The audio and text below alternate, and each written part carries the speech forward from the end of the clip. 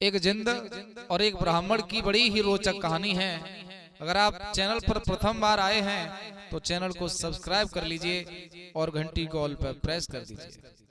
भक्तजनों, एक बड़े ही आलसी ब्राह्मण अपनी ब्राह्मणी के साथ किसी नगर में अपना जीवन यापन करते थे। भगवत श्रोताओं, पति पत्नी में किसी भी बात का कोई द्वेष नहीं था, लेकिन एक ही बात पर रोज कलह होती थी। ब्राह्मण देव बड़े ही आलसी थे, यहाँ तक कि वो अपनी लंगोटी भी खुद नहीं धोते थे। सिर्फ एक ही कार्य पर डिपेंड रहते थे कि मैं सत्यनारायण की कथा कराऊंगा और उसी से अपना जीवन यापन करता रहूंगा। घर के सारे कार्य खुद पंडितानी करती थीं। पंडितानी ही बड़ी व्यथित और चिंतित रहती थीं कि ऐसे कैसे पार लगेगी नैया जब इनके अंदर इतना आलस भरा हुआ है। भक्तजनों, एक दिन छोटी छोटी बात बड़ा विकराल रूप ले गई और पंडित जी में और पंडितानी में झगड़ा हो गया। बोले, आप एक काम के ऊपर ही डिपेंड रहते हैं, दूसरा कोई काम नहीं करते हैं, तो मेरा और आपका जीवन यापन नहीं होगा। अगर आप इतने ही बड़े शौक से जीवन यापन करना चाहते हैं तो कोई नौकर रख लीजिए। सारे काम मैं नहीं कर पाऊंगी, खेत में भी करूं, घर में भी करूं, खाना भी बनाऊं, खेतों को भी देखूं। अंततोगत्वा पंडित जी दुखी होकर के जंगल की ओर भ्रमण करने के लिए चल पड़े हैं।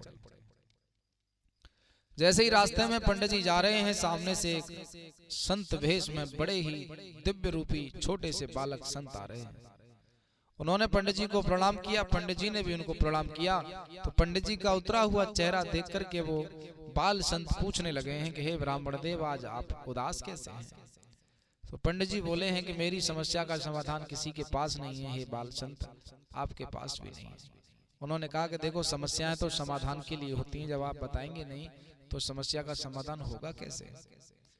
तो भक्तजनों, पंडित जी ने बताया कि मुझे एक नौकर की, एक दास की आवश्यकता है।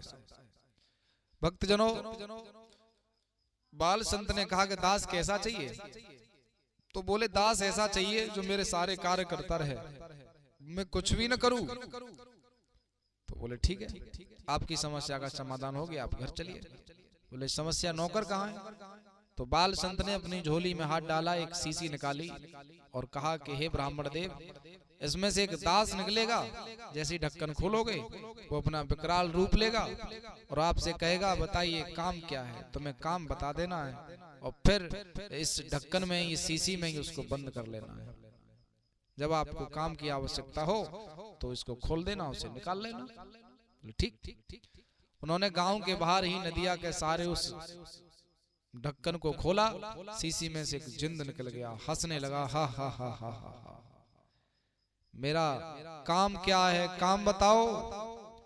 तो पंडित जी ने जैसे ही उस आकार रूपी जिंद को देखा तो डर से मारे वो जो शीशी थी वो नदिया में छूट गई। अब बड़ी विचित्र कहानी बन गई। अब वो बंद कैसे होगा? पंडित जी ने फटाफट काम बताया कि भैया मेरे खेत में परेवट कर दो। तो वो जिंद परेवट करने गया, वो घर नहीं पहुंच पाए पंडित जी, तात पहले तो आ गया। बोले, दूसरा काम बताओ। नहीं, मुझे मेरे स्थान पर छोड़ो। अब उसका स्थान उस शीशी में था, वो शीशी नहीं है।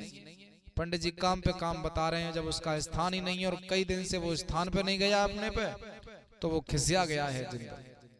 बोला, या तो काम बताओ, नहीं तो मैं तुम्हें खा जाऊंगा। अब पंडित जी अपने काम बताएं, पड़ोसी के काम बताएं, रिश्तेदारों के काम बताएं, जिंद तो जिंद काम करता है, लौट के तत्क्षणाता है। एक नहीं 15 दिन तक तो पंडित जी उसे काम बताते रहे। और भक्तजनों, काम बताएं तो कब तक बताएं? काम का तो एंड होता ही है। पंडित जी इसी दुख में पीले पड़ने लगे हैं, मृत्यु के नजदीक जाने लगे हैं, क्योंकि ये जिंदा आज नहीं तो कल मुझे खाएगा, क्योंकि मैं काम कब तक बताऊं। भक्तों, एक दिन पंडितानी ने पूछ लिया, प्राणनाथ आप पीले क्यों पड़ते जा रहे हैं? तो पंडित जी ने रो करके कहा कि हे भाग्यवान, बड़ी विचित्र ही घटना मेरे साथ घटी है। तुम कहती थी ना कि नौकर, वो नौकर तो मैं ले आया हूं, लेकिन वो नौकर कहाँ, वो तो मौत है। मतलब कि जो जिंद है ना, उसके रहने का स्थान एक शीशी में था, एक बाल साधु ने दी थी और वो शीशी नदिया में गिर गई। अब बताइए मैं क्या करूं, इसे काम बताता हूं तो काम करके तुरंत आता है, और 15 दिन से काम ही बता रहा हूं, ना दिन में सोया ना रात में सोया। अगर आप थोड़ी देर में आने वाला है और काम नहीं बताया तो खा जाएगा।